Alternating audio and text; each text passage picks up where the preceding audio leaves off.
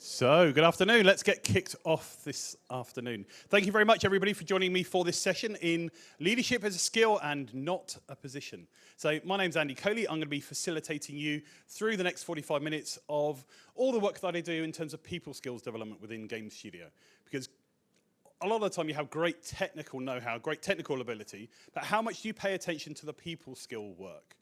So I am a trainer of something called NLP, Neuro-Linguistic Programming. Anybody here ever heard of NLP? A few of you? Brilliant. For those of you that have got what as another acronym, NLP is basically the study of the way the mind works, how you take in and process information, how that information becomes your version of the world that you're experiencing, and then how we represent that in our words and our behaviors. So NLP is basically the study of what makes you, you. That's my 30-second elevator pitch for what is NLP when I'm asked.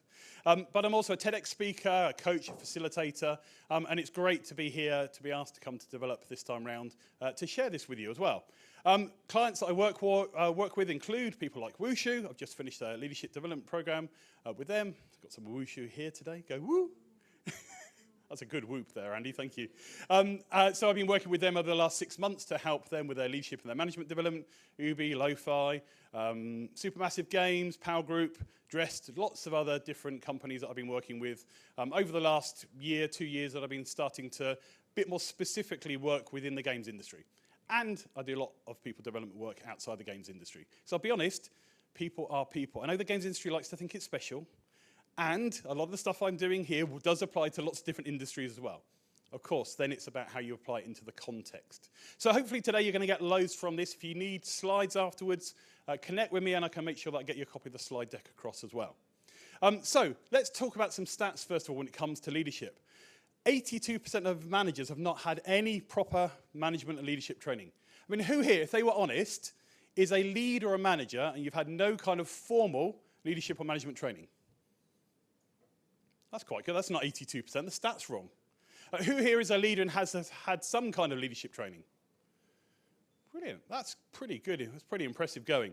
But outside in the industry, what we might call an accidental manager, as in somebody who's gone from being a junior to a mid to a senior to a lead, typically does not get given leadership and management training to begin with. And I absolutely fundamentally believe that leadership is something that you can learn. It is a skill that can be developed. 27% would describe their manager as highly effective. And there's quite a few nods in there. If your manager sat next to you, by the way, I understand why your head is not moving right now.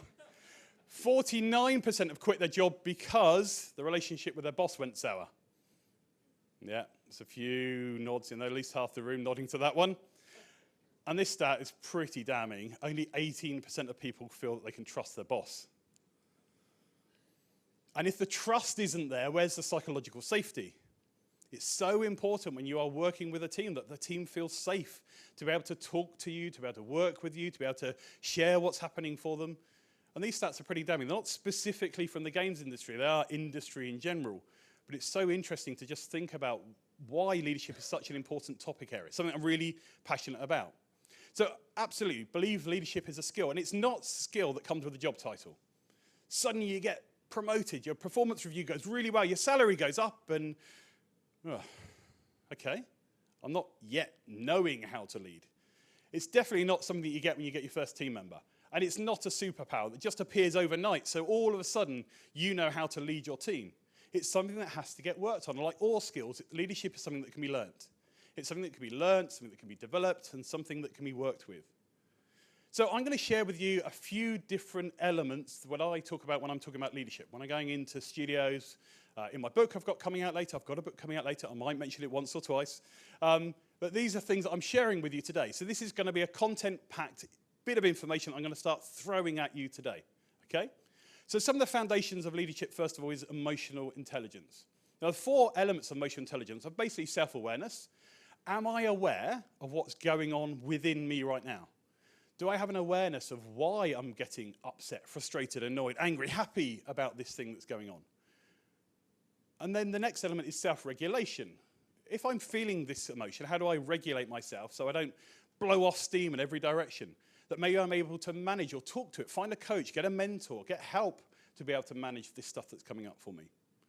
The next one is social awareness, having an awareness of what's happening around me.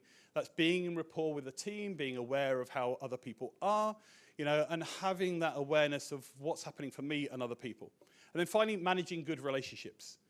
Having conversations with people, checking in.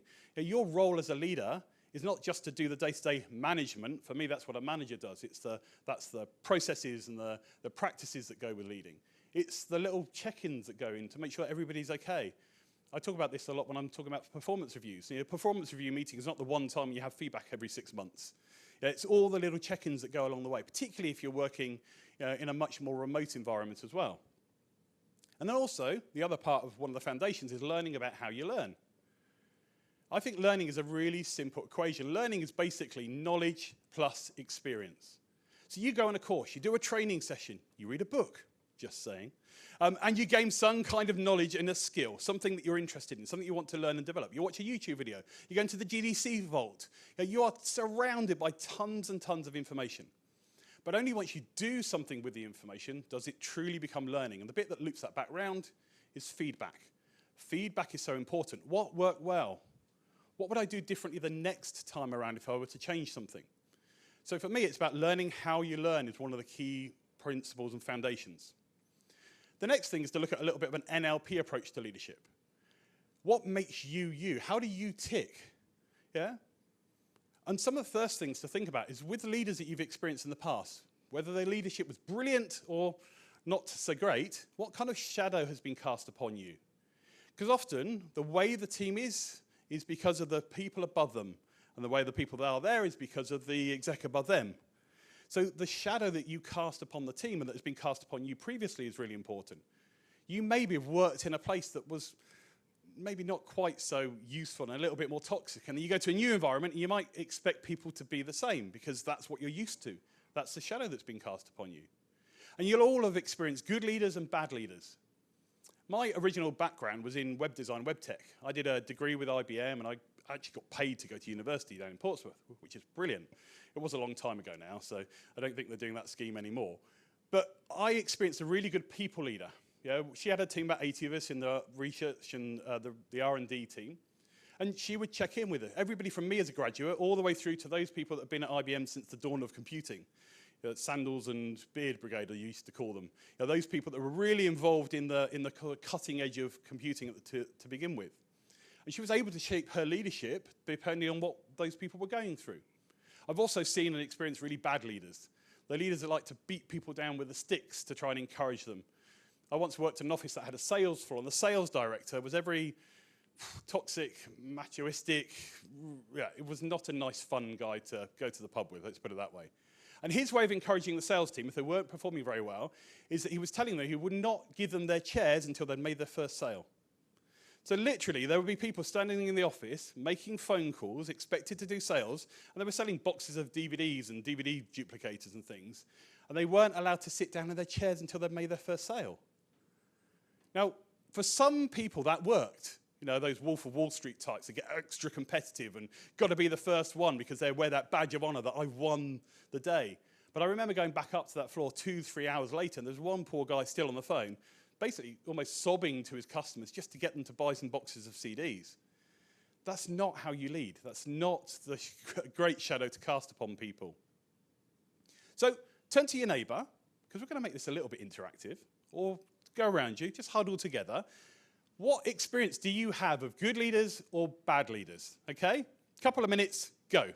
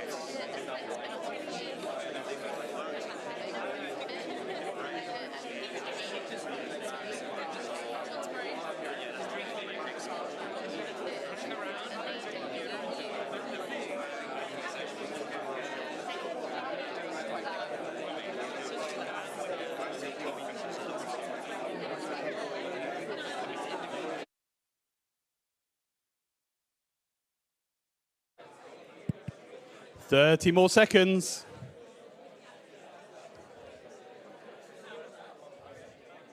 Keep on.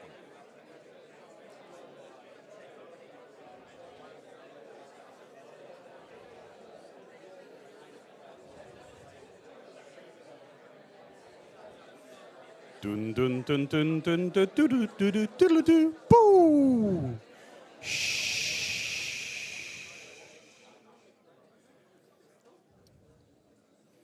I like to re-energize everybody after that kind of lunch break and tea break slump. Everybody come back with some kind of examples of good leaders and bad leaders. We've all experienced them. And the thing that happens is we start picking up their habits. One of the ways that we learn is a process called modeling. NLP is all about modeling. Modeling the people around you, modeling the people you've experienced. When we're growing up, we're modeling our parents, we're modeling our school teachers, we model our friends. You go into an environment, you model your peers. So we all will have picked up good traits and bad traits of leadership. And sometimes we can notice those things a little bit more and go, right, when I lead a team, I'm definitely not going to be like that person. And yet sometimes we even then start hearing ourselves be like that person.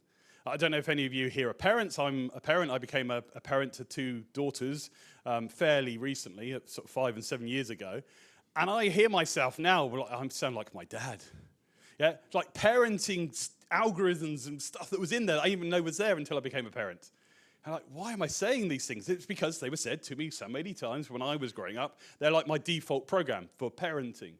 And so recognizing that if you want to be a good leader and a bad leader, reflect on the stuff that worked for you and ditch the stuff that didn't. And also recognize as well that shift happens. That you can't change or undo things that happened to you in the past, but you can change your mindset about it. So learning and development is about what happened well before, what would I like to get rid of? Because you can control now what comes next. You can't control what's been before. That's already been and happened. The other bit about NLP approach around leadership is around communication. Communication is a really big passion of mine. You are being surrounded by billions of bits of information at any one time. All this stuff that's coming into your neurology, stuff that's coming into what you're seeing, hearing, and feeling at this moment in time. We're all sat here in a room right now, you're listening to me. You might have your watch buzzing in the corner. You might have things that you're looking at outside. There's an amazing sunset that's just happened out there. You've also got the fan in the room. Yeah, all these things are experiencing. But I also want you to wiggle your big right toe or your left little finger. It hadn't gone anywhere. It's just we can't process all that data. So first of all, most of the information that we get exposed to, we get rid of. We delete it. Other bits of information we distort. We change the meaning. We see or hear. We'll read an email. We'll get a text message. And maybe we might give it a slightly different meaning to the way the other person intended. And also we group stuff together, we generalize things. Like this always happens. Every time I speak to that client, they always come back with this. And that's based upon previous experience, a second set of filters. If something's important to you, you'll pay attention to it. If it has meaning to you, if it's a standard for you, if it's part of who you are as a person, and it's missing, you'll notice it. Or if it's there, you'll like it. Beliefs, things that you believe about yourself. Whether that's empowering beliefs, the things that you believe you can do, or the things you believe that you can't do. And by the way, the worst 4-letter C word in the English language, buckle up, Ali, it's can't. Because we end up canting ourselves into corners. I can't do this. I can't go for that job promotion. I can't achieve this thing. I can't manage this size team. And we end up creating a reality that we believe. And that's why I believe that everything is something that can be learned. And then we've got the previous decisions, the memories of things that happened to us before, the language that we use within our own heads. And all of these things create what in NLP we call your internal representation or your map. Now, the interesting thing about a map is the map is not reality. The map is just your perspective on what you're understanding from the information you're seeing. Now, if I was to show you a map of the centre of Liverpool, now we're not quite on this map, but this is the sort of main central part of Liverpool.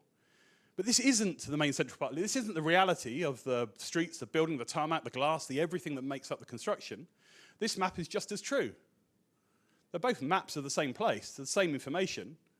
We're just seeing things from a slightly different perspective. So when you're communicating with somebody, what you really want to understand is what's their map? What's really going on for them versus what you think is going on for them? Because how many times in a conversation have you miscommunicated with somebody? Because what's obvious to you is not obvious to another person. But your map, your internal representation, has a knock-on effect to how you feel, your state. That state shows up in your physiology, your body, and has a knock-on effect through to your behaviors. So if you read something and think, brah, that's amazing, that's a fantastic opportunity, how will you feel? Probably quite positive. Your body will feel quite positive. Your behaviors, you'll go bouncing out the room that day.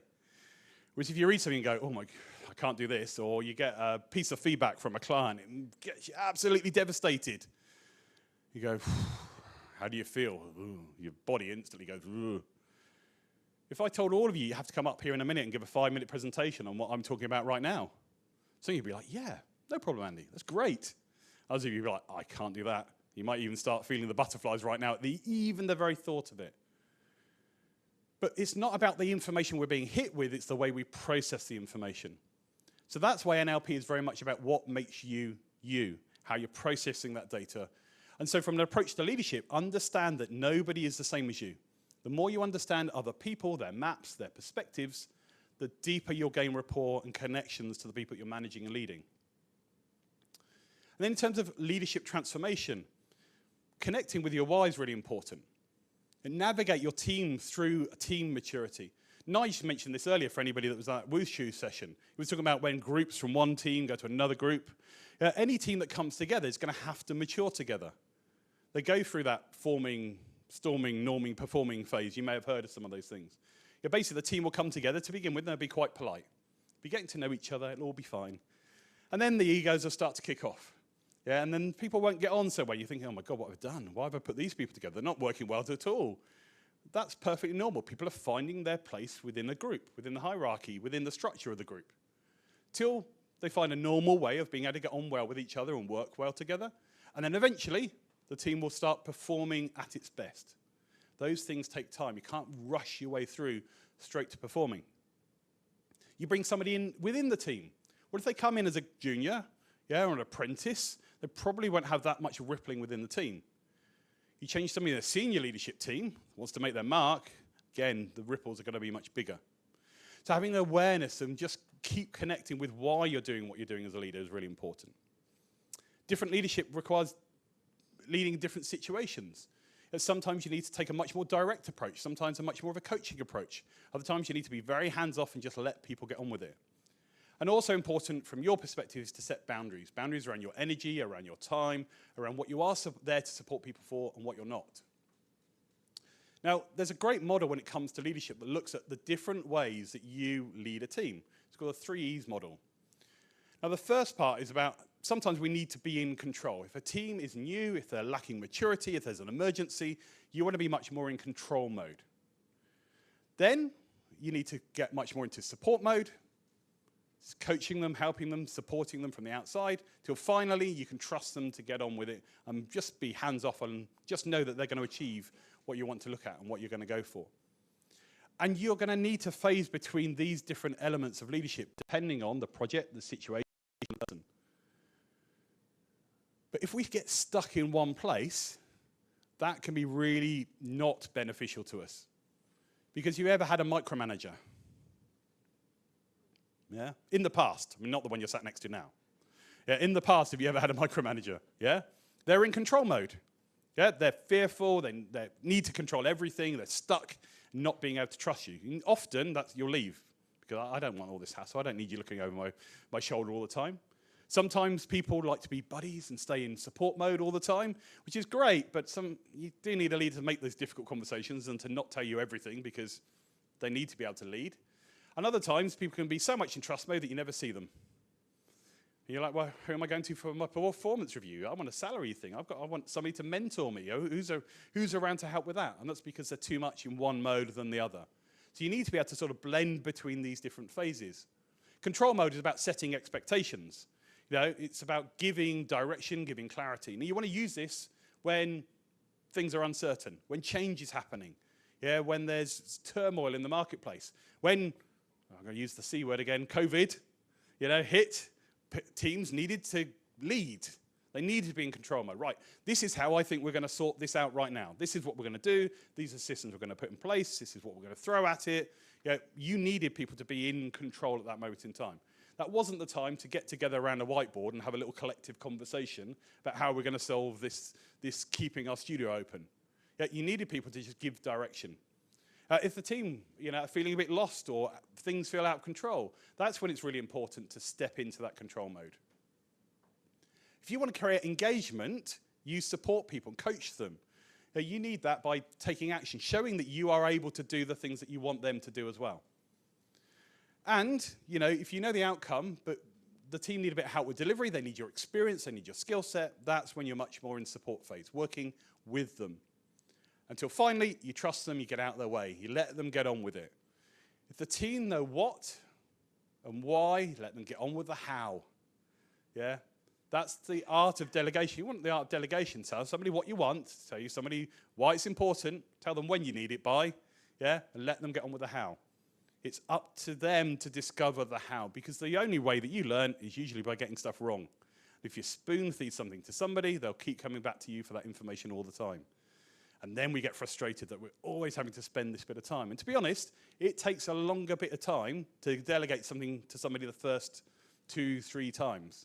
But down the line, that's hours and hours of time that you can save once you've delegated to people. And the next part was creating that coaching culture. Now, this is something I'm very passionate about supporting people with, because I believe in the power of coaching. I mean, to be honest, coaching has literally saved my life in the past. The reason I got into doing the work that I do now is back in 2011, 2012, I went for a really bad mental health patch for myself. And as a result of picking myself up and working with my mindset and where I was in my life, and I like to call it my mid-30s epic life fail that happened, I was able to start to be able to help and support other people because I had had that for myself. So I know the power of coaching can literally help turn people's careers and lives and work around. So also recognize what's the difference between a coach and a mentor. With a coach, you're helping people come to their own conclusions about what it is that they need, what help they'd like to get from you. Whereas a mentor is much more about imparting skill, knowledge, and technical expertise. Also, be aware of the power of the small adjustments. There's a great book by James Clear. Anybody read it, called Atomic Habits? Yeah? Hand straight up over there. You like that book? Yeah? And he talks about the power of compounding, the small 1% adjustments. What can you do tomorrow that's a bit better than today? And the day after that, that little bit better. Now, that might be, rather than procrastinating on something, just getting on with it. That might be completing that quote. That might be going on and doing a piece of learning and getting some more knowledge and some more information. All those tiny adjustments over a longer period of time will soon add up. He talks about the fact that if you get 1% better every day, let's face it, that feels like quite a task sometimes. By the end of the year, you're 38 times better, just through the power of compounding, which is quite interesting as well. And the other coaching fundamental is often wait. Why am I talking? Because sometimes when people are coming to us for a solution, what they need is some space. They're not always looking for you to solve the problems for them. They're looking for you to help them verbalize. I am what we call a thinker-talker. By me chatting to people, having meetings with them, I love getting together and networking with people because whilst I'm chatting, I'm also thinking stuff through. So for me, having some space to be able to allow people to do that is really useful for me. And the more that people own their own outcomes, the more likely they are to do what it is that they said they're going to do. Because let's face it, how often have you done something you've been told to do? It's like, if I get told something like, you must, you should, you have to, my little 5-year-old goes, no, thank you very much, I'm not doing that. Whereas if you come up with your aha moment, because you go, oh, do you know what, I could probably do that. I reckon, yeah, that's really good. I'm glad you asked me that question. So rather than telling me what to do, asking me more of a coaching question like, how do you think you can solve this? That works so much better. And then having a growth mindset versus a fixed mindset. Of being able to just see and helping people to be able to grow past where they are right now. And then this last question is one that I love asking people, is what needs to happen? So you'd like this to change. You'd like this to be different. You'd like to get up to that next level within your career. Okay, so what needs to happen for that to happen? Put the questions back to the other person. Get them to give themselves advice, to give themselves answers. That's the art of coaching when you're working and supporting other people. Now, conflict and change. Does conflict ever come up?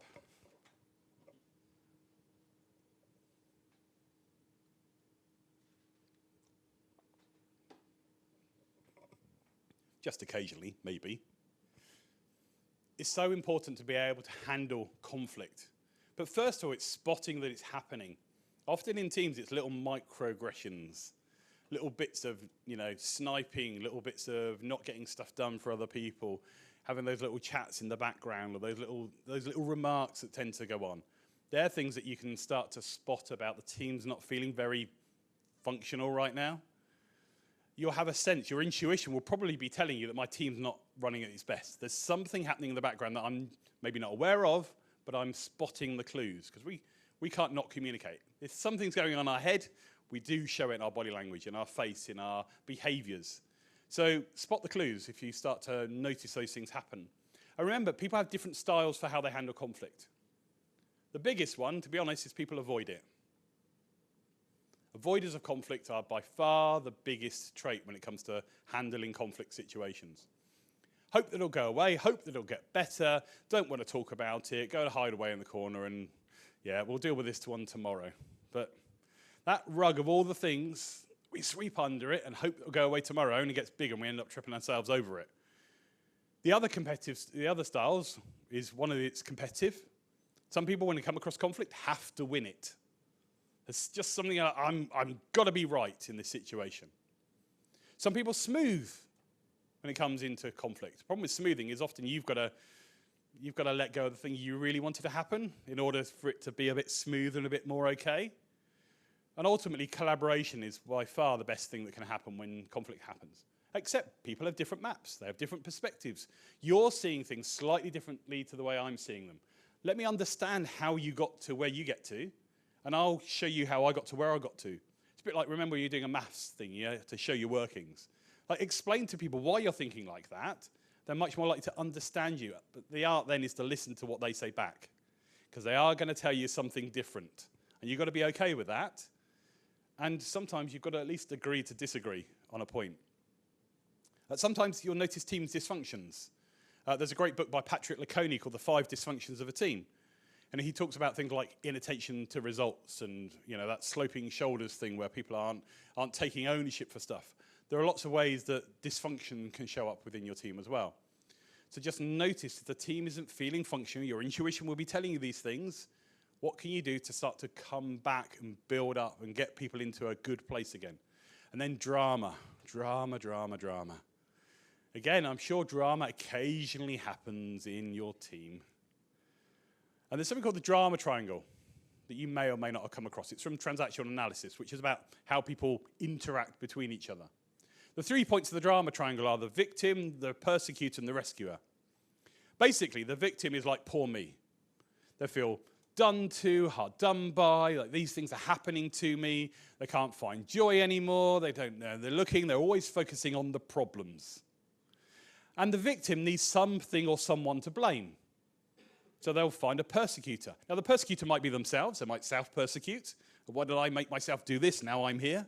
Or they'll blame you, the studio heads, the marketplace right now, the world out there, the traffic on the way here made me late.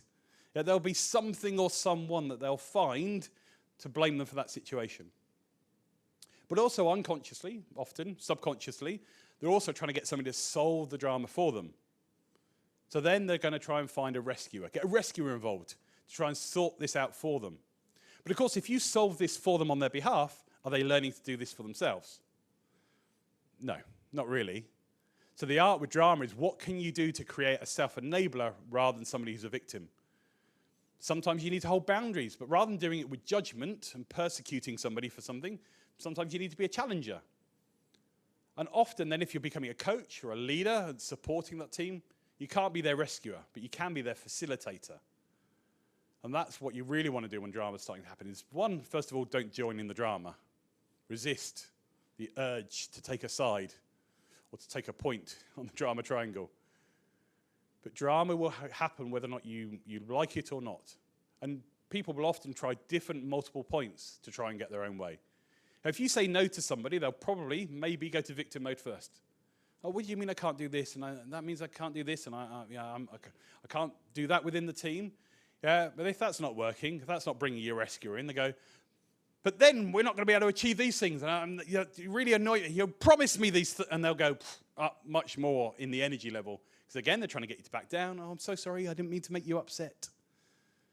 Nobody makes us feel anything. It's about how we process that stuff. This is where the self-awareness, the emotional intelligence comes in. So become aware of drama when it's happening around you and within your team. Supporting other people's growth is so important as well. Setting objectives. We need something to aim and go towards. Yeah, you all have an objective of coming here today. Yeah, tick, achieved. Apart from you lot watching out this on this video, that maybe you didn't get here today.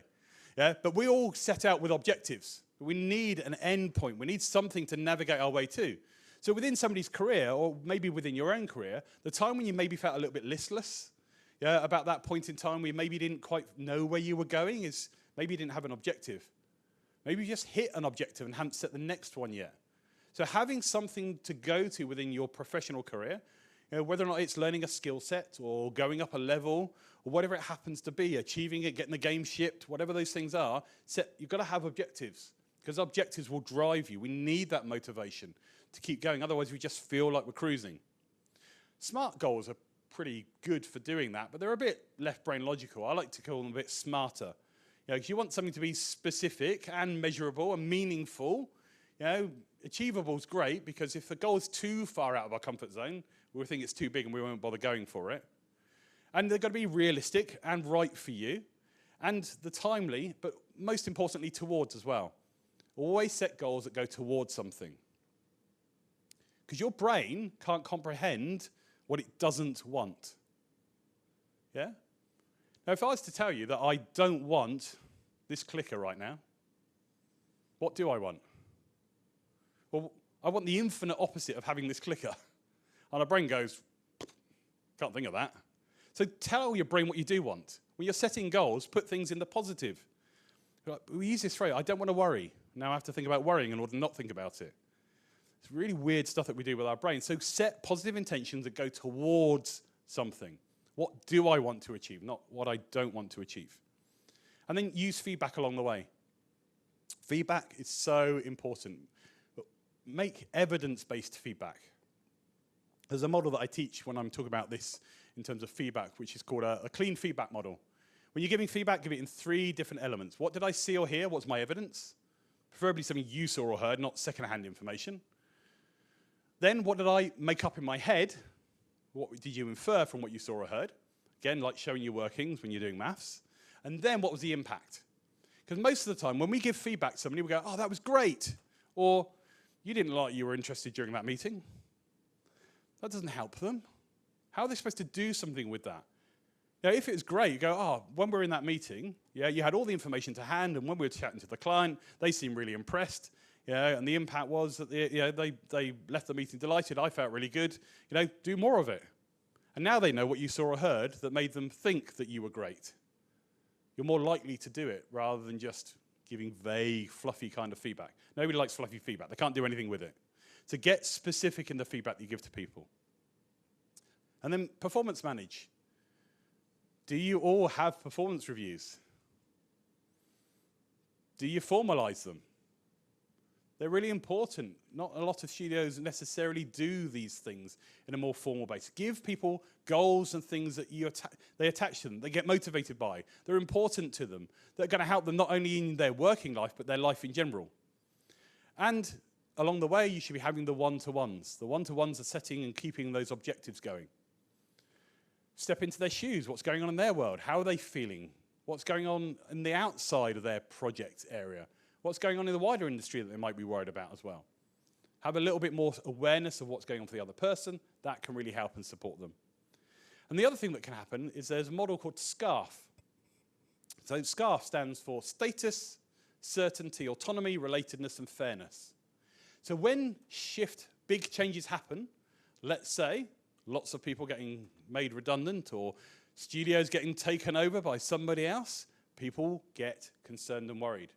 They think their status is going to be affected, as in my job role might change, yeah, or something might shift within what I'm doing, or that I'm having team members taken away from me, or that, you know, their ego starts to get hit. You know, because as mammalian creatures, we quite like We feel safer the higher up in the hierarchy we are. It's just how we're doing. And so if people feel that there's something that's going to happen to their status, they might have a fear response. If there's something that's going to happen with their certainty, like now I feel uncertain about what's going on, or what I'm going to be doing tomorrow, or what my work's going to look like, or how I'm going to get involved in this project, they can be fearful. The autonomy, if they feel that you're going to take away their ability to choose which work they want to do and how they want to do it, they'll get fearful. If they don't feel related to people, if they feel like they're being pushed out, or that people aren't checking in on them if it's remote, or there are little cliques or silos appearing, that can affect people and make them feel concerned. And the F for fairness is, well, at least if something's going down in the studio and it's going to happen to everybody, that feels fairer than if it's happening to me and my team, or happening to me. So if something feels fair to people, again, they'll feel less stressed than if they think they're being singled out. So if you've got a big change, just have an awareness of how little things will impact the team and the world around you as well. And then you and your support crew. Networking is so important. And who are you? Who are you as an individual person?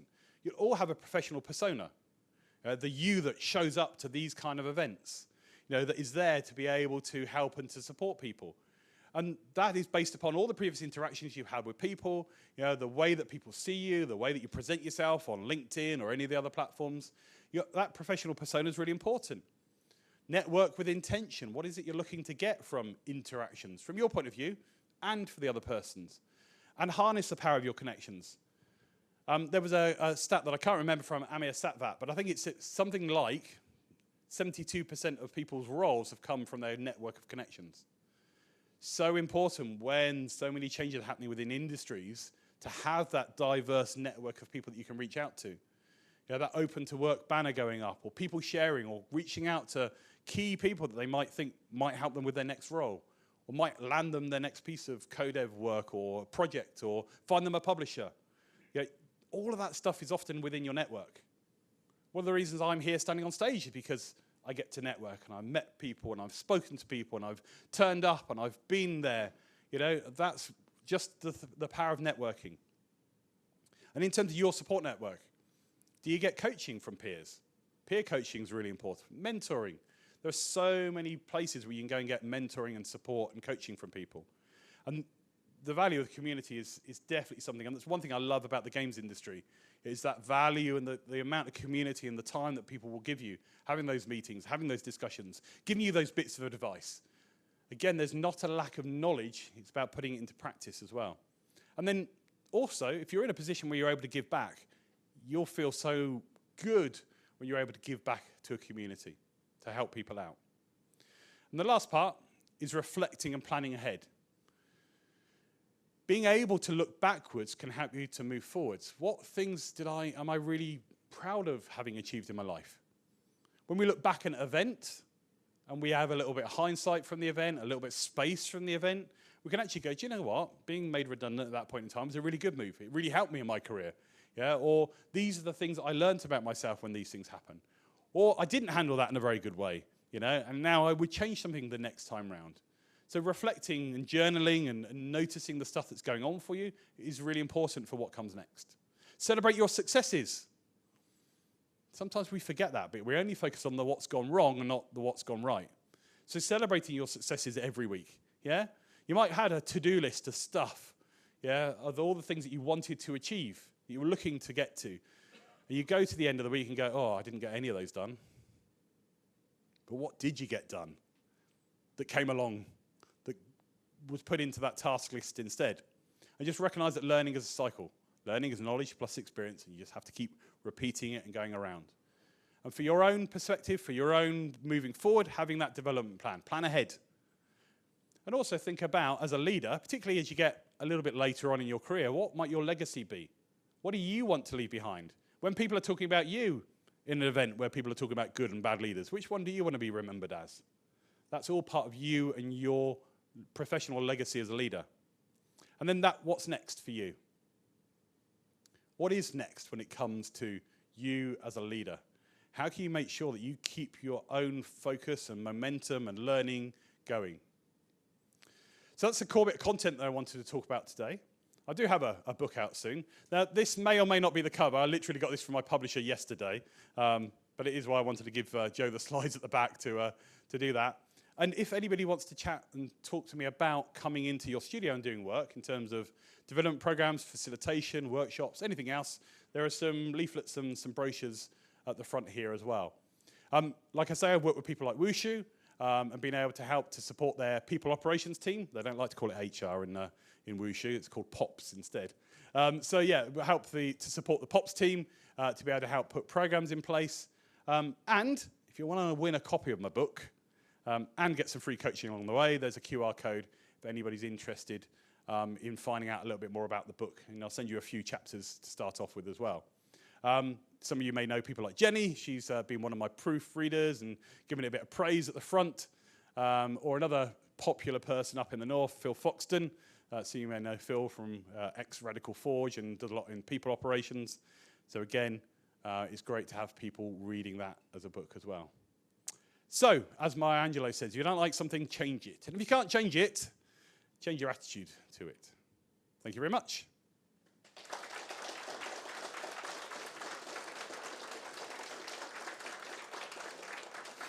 And we have exactly 3 minutes and 18 seconds for questions. Does anybody have any questions on my whistle-stop tour? Over here. I'm going to grab your mic. Thanks for the talk.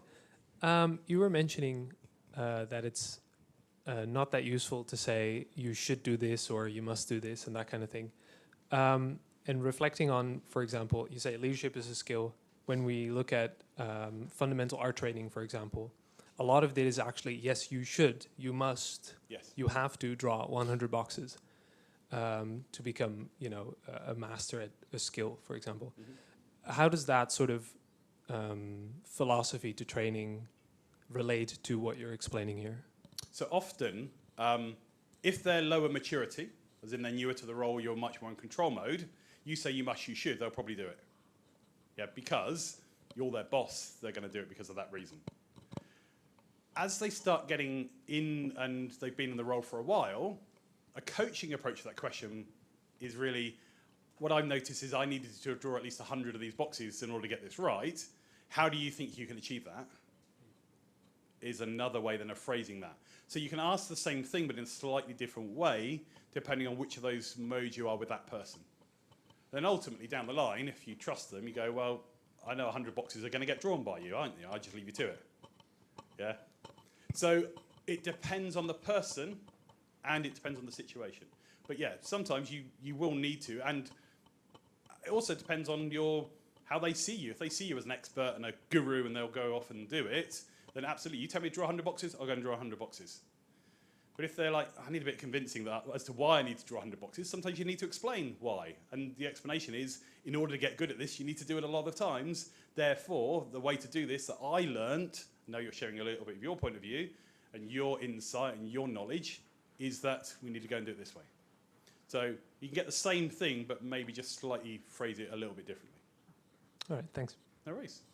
Time for one more question. Go on then, Chris.